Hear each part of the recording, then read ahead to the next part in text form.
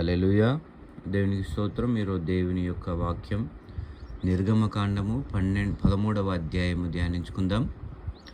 మరియు యెహోవా మోషేతో ఇలాగు సెలవిచ్చెను, ఇశ్రాయేలులో మనుషుల యొక్కయు పశువుల యొక్కయు ప్రథమ సంతతి అనగా ప్రతి తొలిచూలు పిల్లను నాకు ప్రతిష్ఠించుము, అది నాదని చెప్పాను. మోషే ప్రజలతో ఇట్లనెను, మీరు దాసగృహమైన ఐగుప్తు నుండి బయలుదేరి వచ్చిన దినమును జ్ఞాపకము చేసుకోండి. యెహోవా తన బాహు బలము చేత దానిలో నుండి మిమ్మును బయటికి రప్పించెను. పులిసినదేదియో తినవద్దు. అబీబను నెలలో ఈ దినమందే మీరు బయలుదేరి వచ్చితిరి గదా. యెహోవా అంటుండు, నీకిచ్చెదనని నీ పితరులతో ప్రమాణము చేసిన కనానీయులకు, హిత్తీయులకు, అమోరీయులకు, హివ్వీయులకు, మోబూసీయులకు నివాస స్థానమైయుండు పాలు తేనెలు ప్రవహించు దేశమునకు నిన్ను రప్పించిన తరువాత నీవు ఈ ఆచారమును ఈ నెలలోనే జరిపించుకొనవలెను. 7 దినములు నీవు పులియని రొట్టెలను తినవలెను. 7వ దినమున యెహోవా పండుగ ఆచరింపవలెను. పులియని వాటినే 7 దినములు తినవలెను. పులిసినదేదియో నీ యొద్ద కనబడకూడదు. నీ ప్రాంతములన్నిటిలో పొంగినదేదియో నీ యొద్ద కనబడకూడదు. మరియు ఆ దినమున నీవు నేను ఐగుప్తులో నుండి వచ్చినప్పుడు యెహోవా నాకు చేసిన దాని నిమిత్తము పొంగని రొట్టెలను తినుచున్నానని నీ కుమారునికి తెలియచెప్పవలెను. యెహోవా ధర్మశాస్త్రము నీ నోట నుండునట్లు బలమైన చేతితో యెహోవా ఐగుప్తులో నుండి నిన్ను బయటికి రప్పించిననుటకు ఈ ఆచారము నీ చేతి మీద నీకు సూచనగాను నీ కనుల మధ్య జ్ఞాపకార్థముగాను ఉండును. కాబట్టి ప్రతి సంవత్సరము ఈ కట్టడను దాని నియామక కాలమున ఆచరింపవలెను. యెహోవా నీతోనూ నీ పితరులతోనూ ప్రమాణము చేసినట్లు ఆయన కనానీయుల దేశములోనికి నిన్ను చేర్చి దానిని నీకిచ్చిన తరువాత ప్రతి తొలిచూలు పిల్లను నీకు కలుగు పశువుల సంతతిలో ప్రతి తొలిచూలు పిల్లను యెహోవాకు ప్రతిష్ఠింపవలెను. వానిలో మగ సంతానము యెహోవాదగును. ప్రతి గాడిద తొలి పిల్లను వెలయిచ్చి విడిపించి దానికి మారుగా గొర్రె పిల్లను ప్రతిష్ఠింపవలెను. అట్లు దానిని విడిపించని ఎడల దాని మెడను విరగదీయవలెను.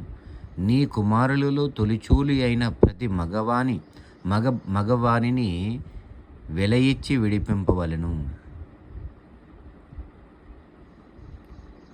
ఇక మీదట నీ కుమారుడు ఇది ఏమిటని నిన్ను అడుగునప్పుడు నీవు వాని చూచి, బాహుబలము చేత యెహోవా దాసగృహమైన ఐగుప్తులో నుండి మనలను బయటికి రప్పించెను.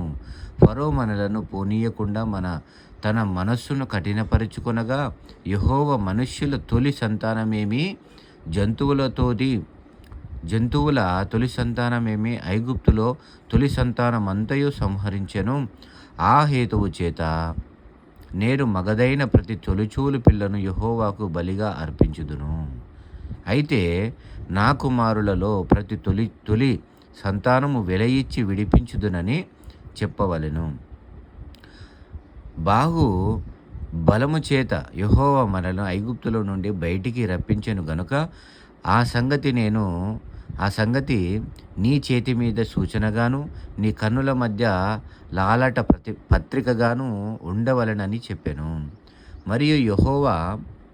మరియు ఫరో ప్రజలను పోనీయగా దేవుడు ఈ ప్రజల యుద్ధము చూచినప్పుడు వారు పశ్చాత్తాపడి ఐగుప్తునకు తిరుగుదురేమో అనుకొని ఫిలిష్తీయుల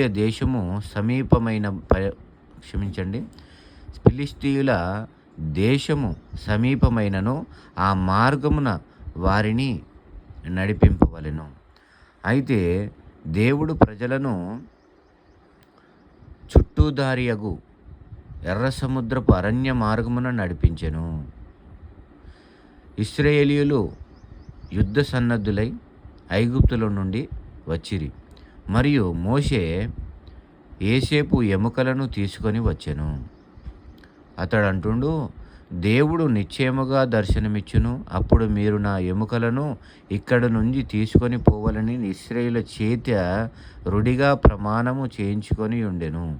వారు సుక్కోతు నుండి ప్రయాణమైపోయి అరణ్యము దగ్గరునున్న ఏతాములో దిగిరి.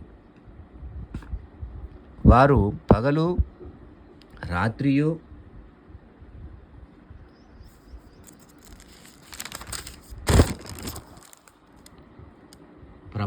ప్రయాణము చేయునట్లు యెహోవా త్రోవలో వారిని నడిపించుటకై పగటివేళ మేఘస్తంభములోను వారికి వెలుగిచ్చుటకు రాత్రివేళ అగ్నిస్తంభములోను ఉండి వారికి ముందుగా నడుచుచూ వచ్చెను. ఆయన పగటివేళ మేఘస్తంభమునైనను రాత్రివేళ అగ్నిస్తంభమునైనను ప్రజల యొద్ద నుండి తొలగింపలేదు. హల్లెలూయా. దేవునికి స్తోత్రం. విన్నవారిని వారి కుటుంబాలని దేవుడు దీవించును గాక. ఆమేన్.